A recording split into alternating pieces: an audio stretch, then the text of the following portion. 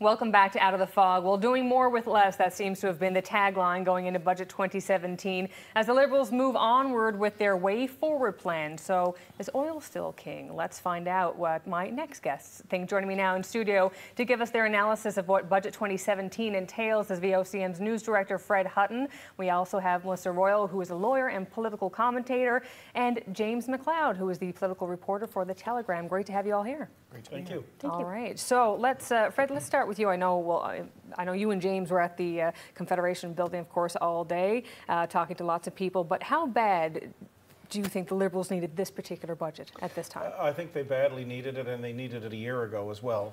And taxpayers certainly did, from what we saw in the reaction afterwards. You know, many people had anticipated thousands of layoffs, 4,000 people, 3,000. Well, they weren't announced today, but it wasn't ruled out that it's going to happen in the future.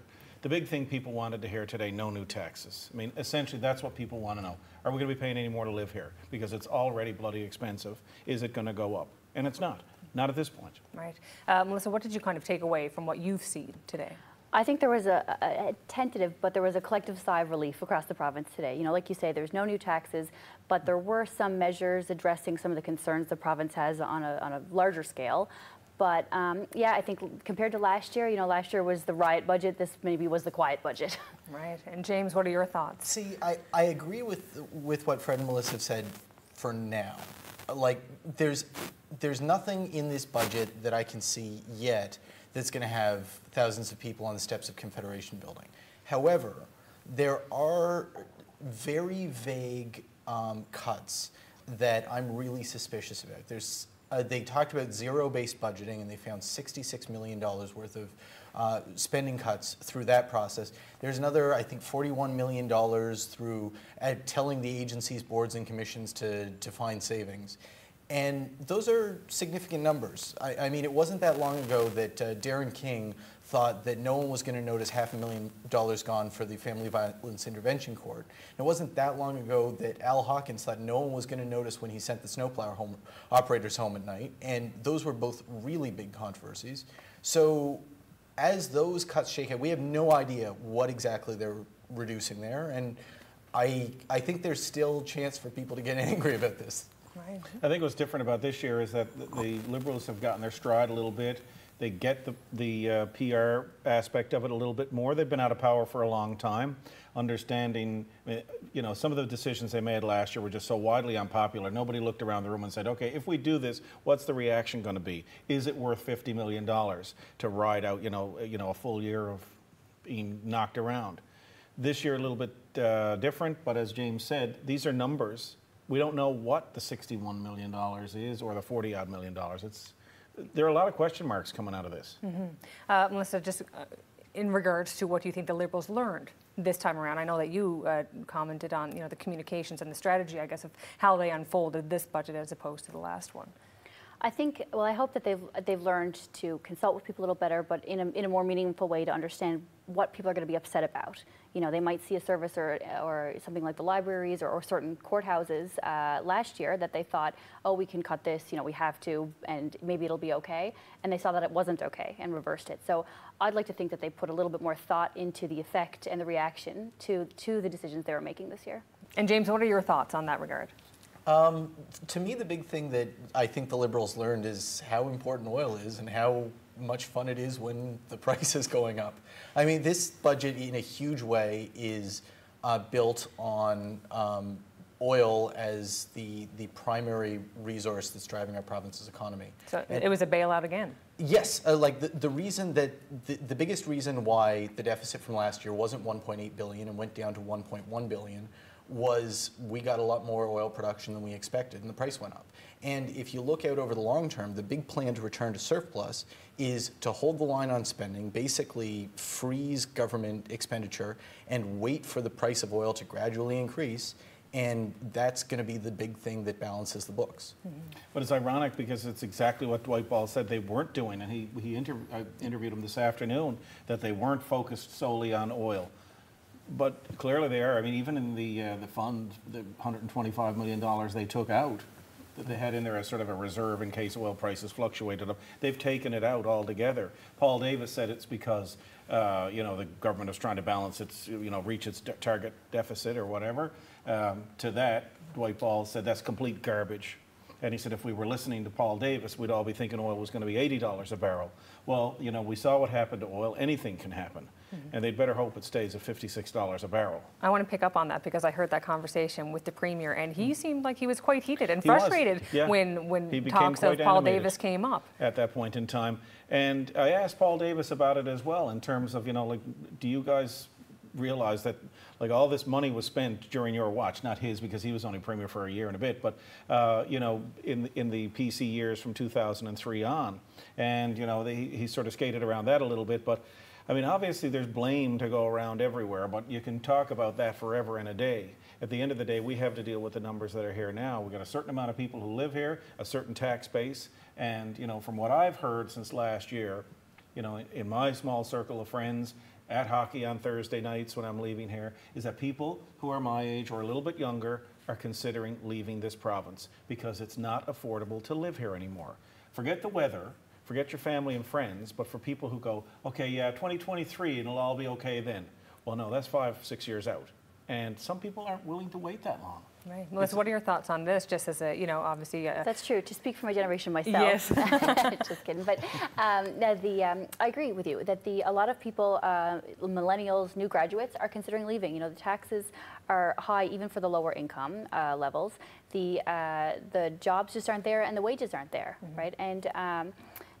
And I think that's especially important when we look at the subsidies and the money going to the university, right? We keep tuition low, and one of the arguments for that is to keep young people here. Well, I think we need to follow through on that and think that if the government is doing, keeping the tuition freeze, keeping a lot of money going to the university and other post-secondary institutions, to try to make sure that there's a strategy in place, there's something to keep the younger people here that we really need. I feel like some of the interviews that I've heard over the course of today with students, they just said, it's not enough.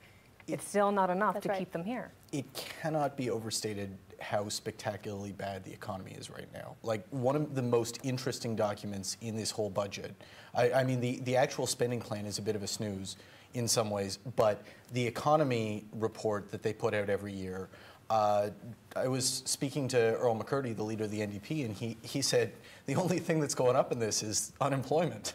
Like, employment's going down, population's going down, GDP's going down, new home construction's going, like on and on and on. All the key indicators. Yeah, so as a young person, if you're looking to start a life somewhere, what you want is opportunity. And reading through this document, there is not a lot of opportunity in Newfoundland and Labrador right now.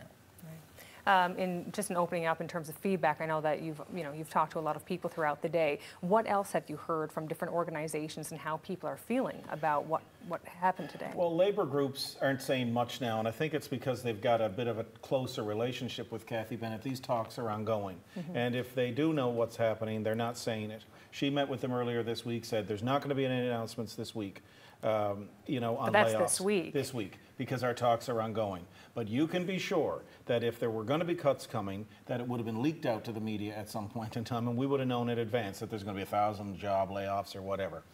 For me, what I see out of this is not doing what they were going to do now. We're in another holding pattern. The budget last April said there'll be one in September, a secondary budget, supplementary budget. So for 6 months, as most people said, they kept their money in their pocket. They didn't spend it. They didn't want to buy a new house, new couch, new car, whatever. Now we're still in this holding pattern for those people who work in the civil service of uncertainty. Should they make a big ticket purchase? It's stalling the economy. I mean, I work in a private radio station where obviously we sell ads, and that's what, generates revenue and keeps our business going, pays my salary.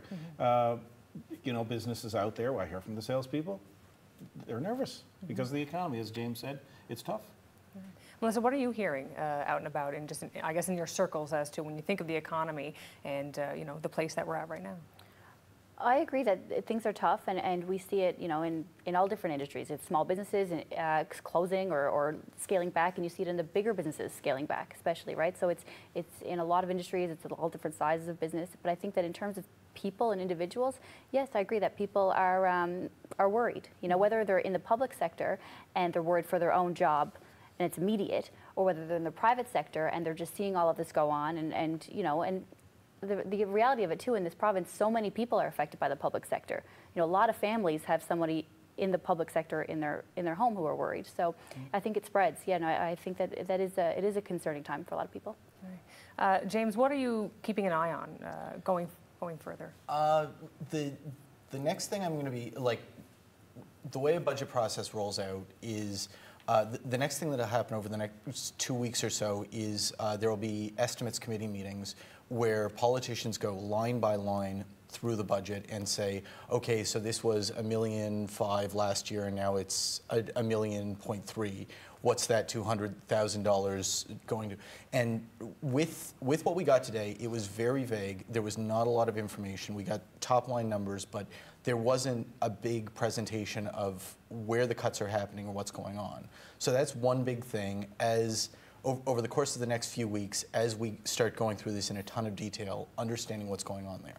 The other big thing I'm going to be looking at a little bit longer term is what the effects of the sort of spending freezes are. Healthcare saw a 1% increase, which is nowhere near enough to sustain our aging population. And they're basically looking at flat budgets for many years to come at a time when they're going to have huge increases in demand.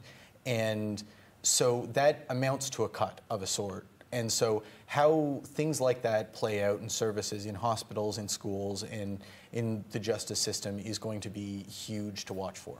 We haven't even touched on Muskrat Falls and electricity prices and what's going to happen there. Now, they gave them a directive, did they not, yeah, about this in terms of keeping those rates low? Well, they're setting up this contingency fund that they can funnel in to keep rates low at a certain point in time. And so, you know, the formula is there. But again, you're looking at another reason why somebody would say, well, if my electricity bill here is going to be double what it would be in Ontario or Alberta or Vancouver or maybe somewhere overseas, maybe I got to look at that. Right. I agree, and to go back to your point about what younger people are saying, and you know, whatever the reality is, a lot of people are thinking that their electricity rates are going to double. That's the number that's going around, and that's something that terrifies people, you know, especially if you're living in an older home, if you're living, you know, with multiple people, and you know, it's difficult for young people to think, you know, I'm just getting by now, you know, how am I going to pay so much more? And Liberals are already trying to manage that message by bringing that up, and Dwight Ball mentioned it several times today in his interview. We're going to make sure this doesn't happen, to tell people, because people walk around, they hear it, you hear it long enough, you start to believe it. Right. All right. Well, we're going to have to leave it there. We're all out of time for this evening. I want to thank you all very much for joining me. Thank you. All right. Of course, a conversation which will continue, of course. We'd love to hear your thoughts on what was discussed here with Fred and Melissa and James. And to get in touch with us, here's how.